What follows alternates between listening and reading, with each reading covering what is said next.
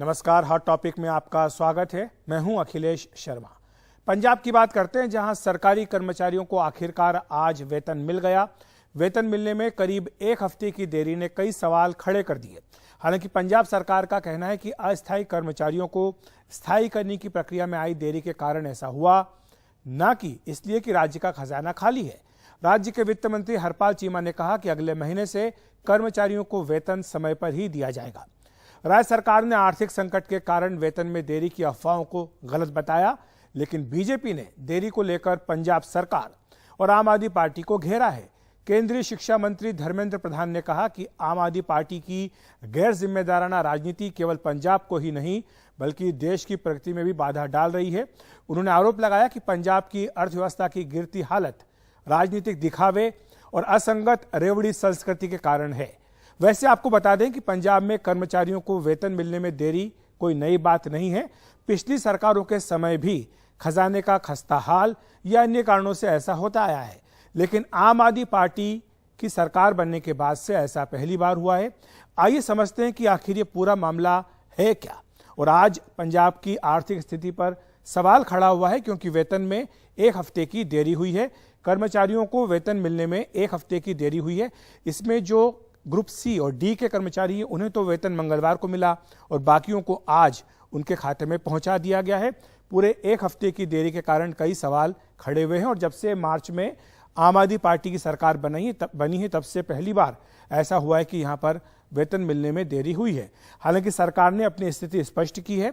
मुख्यमंत्री ने भी इस पर टिप्पणी की। उन्होंने कहा है और साथ ही वित्त मंत्री ने भी कहा है कि 9,000 कर्मचारियों को स्थायी किया गया।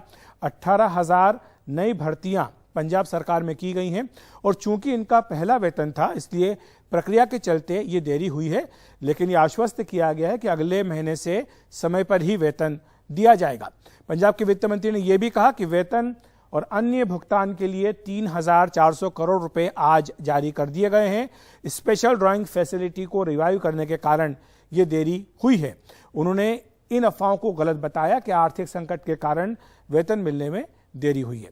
उन्होंने ये स्पष्ट तौर पर कहा कि मार्च में जब आम आदमी पार्टी की सरकार बनी थी तब पंजाब की जो हालत थी, आर्थिक हालत जो थी वो खस्ता थी और तब से सरकार आर्थिक हालात को सुधारने में जुटी हुई है। उन्होंने ये भी कहा कि जो लोगों से चुनावी वादे किए गए हैं वो वादे पूरे किए जाएंगे। अब पंजाब का क्या हाल है अर्थव्यवस्था का, इस पर एक नजर डाल लेते हैं। पंजाब पर भारी कर्ज है, करीब 2,63,00,000 करोड़ का जो कर्ज वो पंजाब के ऊपर है और ये जीएसडीपी का करीब 46% का आंकड़ा बनता है, जो कि सबसे ज्यादा भारत में किसी राज्य में है।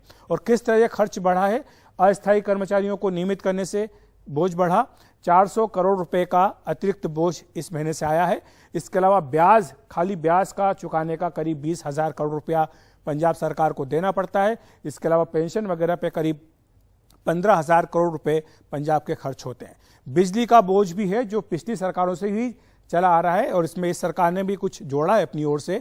सब्सिडी का बिल 20,000 करोड़ रुपए का है। इनमें 18,000 करोड़ रुपए किसानों को मुफ्त बिजली है।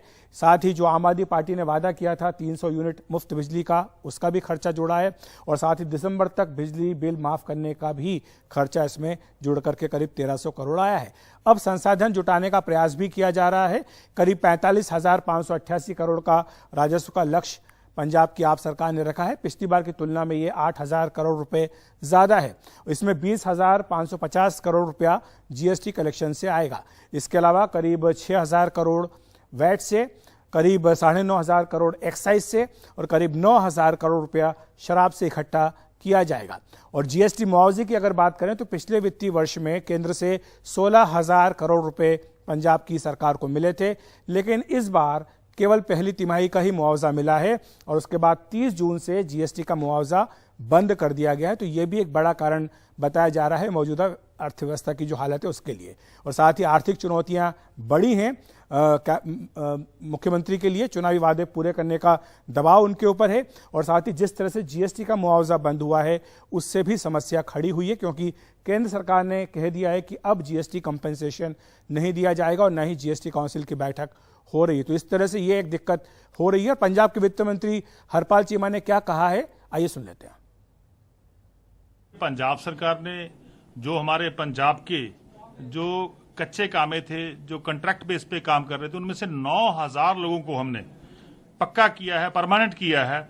उसकी वजह से ये प्रोसेस में डिले हो गया था, इसीलिए ये 3-4 दिन डिले हो गया और सभी की सैलरी जो है वो आज जारी कर दी गई है। और दूसरा, हमने इन समय में 18,000 लोगों की नई भर्ती की है, नई रिक्रूटमेंट की है इस समय के दौरान। और मैं समझता हूं कि ये बहुत बड़ा काम पंजाब सरकार ने किया और 3-4 दिन की डिले होगी, इससे कोई ज्यादा फर्क नहीं पड़ता। और ये प्रोसेस की डिले है, क्योंकि जब नए लड़के ज्वाइन करते हैं या जिनको हमने पक्का किया है, जिनको परमानेंट किया है, उनके प्रोसेस में थोड़ी डिले होगी और इस पे कोई बड़ी बात। और वहीं बीजेपी ने इस पूरे मामले को लेकर पंजाब की आप सरकार पर हमला किया है। केंद्रीय शिक्षा मंत्री धर्मेंद्र प्रधान ने एक ट्वीट किया। उन्होंने कहा कि पंजाब की बिगड़ती अर्थव्यवस्था, राजनीतिक दिखावे और अतार्किक रेवड़ी संस्कृति से पैदा होने वाले संकट का एक सटीक केस स्टडी है। आपकी गैर जिम्मेदाराना राजनीति न केवल पंजाब बल्कि भारत के विकास को चोट पहुंचा रही है। आप और समान सोच वाली पार्टियां हो सकता है मुद्दे से ध्यान भटकाएं, लेकिन कई राज्यों पर कर्ज का दबाव और उनकी वित्तीय सेहत रेवड़ी संस्कृति के कड़वे सच को बताती है। तो ये कहकर के शिक्षा मंत्री धर्मेंद्र प्रधान ने एक तीखा हमला पंजाब की सरकार पर किया है। इस पूरे मुद्दे पर चर्चा करने के लिए हमारे साथ दो खास मेहमान जुड़ रहे हैं। हमारे साथ मालविंदर सिंह कंग साहब हैं, जो कि आम आदमी पार्टी के प्रवक्ता हैं, और साथ ही आदिल सिंह बोपाराय आए हैं, जो कि कांग्रेस पार्टी के प्रवक्ता हैं। आप दोनों का बहुत बहुत स्वागत है एनडीटीवी इंडिया पर। सबसे पहले कंग साहब, आपके पास आना चाहूँगा। हमने वित्त मंत्री को भी सुना, हमने मुख्यमंत्री को भी कुछ देर पहले सुना था। पंजाब सरकार ये कह रही है कि ये जो आर्थिक संकट की बात हो रही है सरासर गलत है, लेकिन फिर भी देरी हुई है, ये बात तो माननी पड़ेगी। जब से मार्च में आपकी सरकार बनी, पहली बार ऐसा हुआ कि वेतन मिलने में देरी हुई। जैसा मैंने आपको बताया कि इससे पहले भी सरकारों में ऐसा होता आया है। पंजाब के लिए ये कोई नई बात नहीं है, लेकिन चिंता की बात जरूर है। अखिलेश जी, 2-3 बातें मैं यहाँ रखना चाहूंगा।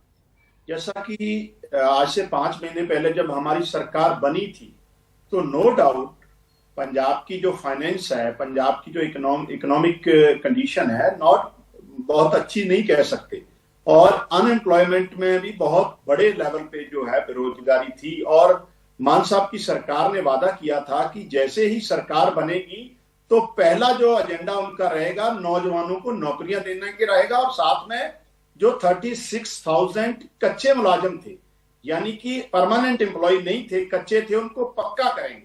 और इन दोनों को हमने पिछले 5 महीने में 17,000 से ऊपर तो जो नई नौकरियां दी हैं, 9,000 के करीब हमने जो कच्चे मुलाजिम हैं पक्के किए हैं। ये जो 4-5 दिन का सैलरी डिस्ट्रीब्यूशन में डिले रहा है, ये सिर्फ और सिर्फ प्रोसीजरल डिले है, टेक्निकल डिले है। यहाँ की इकोनॉमिक कंडीशन के कारण या आर्थिक स्थिति से इसको नहीं जोड़ा जा सकता। हमने जिस तरीके से पिछले 5 महीने में एक्साइज रेवेन्यू कलेक्शन में स्टेट की अब तकरीबन इस बार हमको 3,000 करोड़ से ऊपर की उम्मीद है। इसी तरीके से हमने ट्रांसपोर्ट में कलेक्शन बढ़ी है। इसी तरीके से टोटल 4 महीने की जीएसटी कलेक्शन 2021 के मुकाबले में इस बार हमारी बढ़ी है। तो स्वाभाविक तौर पे ये जो 4-5 दिन का डिले है वो प्रोसीजरल डिले है, नए लोगों को ज्वाइनिंग के कारण ये डिले है। इसमें कांग्रेस पार्टी के प्रवक्ता बोपराय जी, आपने सुना, वो कह रहे हैं कि ये प्रोसीजरल डिले है और उन्हें विरासत में खजाना जो है वो एक तरह से खाली मिला था, तो जो आपकी सरकार थी पुरानी, उस पर भी एक तरह से उंगली उठाई जा रही है।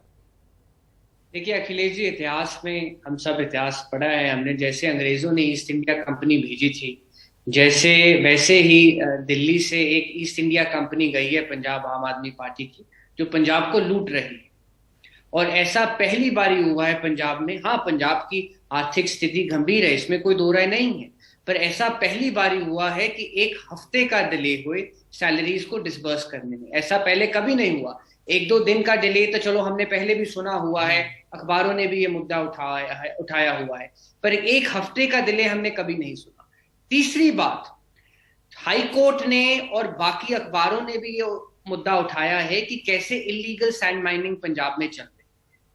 जहां तक एक्साइज पॉलिसी की है, वो तो पूरे देश ने देख लिया। एक्साइज पॉलिसी आम आदमी पार्टी की, आम आदमी के नेताओं की जेब भरने के लिए पॉलिसी है, ना कि स्टेट के। मैं आपको रोकना चाहूंगा, क्योंकि जहां तक आपने इलीगल माइनिंग की बात की, उसके पीछे यह भी कारण बताया गया कि चूंकि बारिश हुई है इसलिए माइनिंग पर रोक लगाई गई है।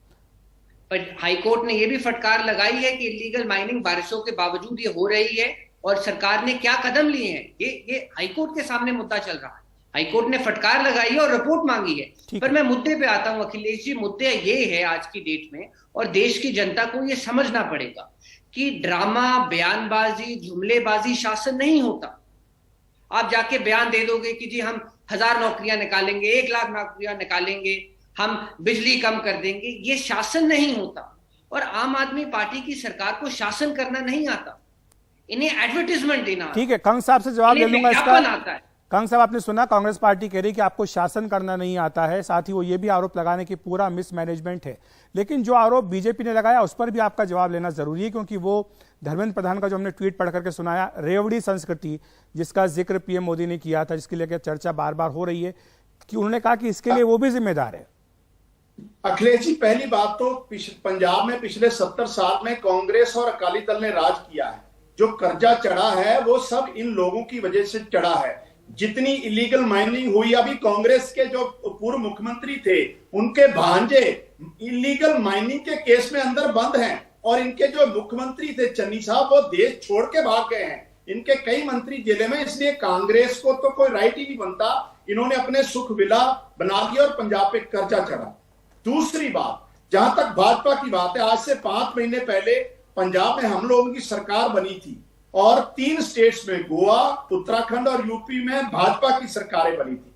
अब मैं भाजपा से पूछना चाहता हूं, आपने कितने लोगों को पिछले 5 महीने में नौकरियां दी? ठीक है। आपने भारत सरकार के सिंकिंग फंड में, जिसने पंजाब सरकार ने 5000 करोड़ से ज्यादा पैसा जमा किया है। साहब माफी चाहूंगा, मुझे आपको रोकना पड़ा, मेरे पास समय की कमी है, लेकिन बोपा राय जी से जवाब ले लेता हूं। जो आरोप लगाया है कांग्रेस के ऊपर कि इलीगल माइनिंग का आरोप लगाया कि उनको संरक्षण दिया, ये इसके ऊपर आपका क्या जवाब है?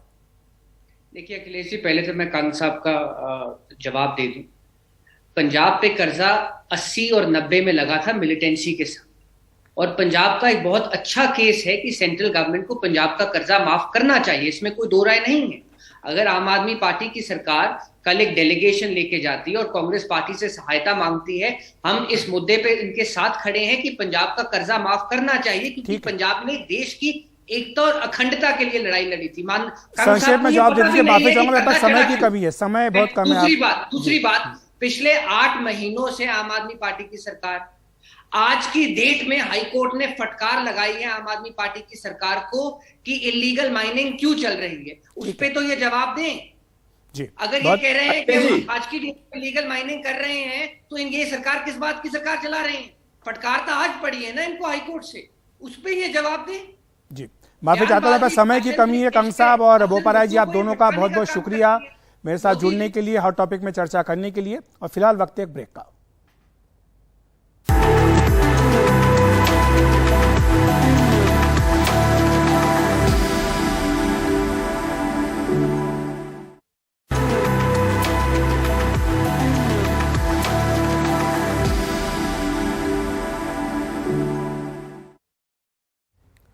अपने 3 दिनों के दिल्ली दौरे में बिहार के मुख्यमंत्री नीतीश कुमार ने विपक्ष के कई बड़े नेताओं से मुलाकात की और साथ ही विपक्षी एकजुटता की ओर से पहल भी की, जिससे वो संतुष्ट दिखाई दिया।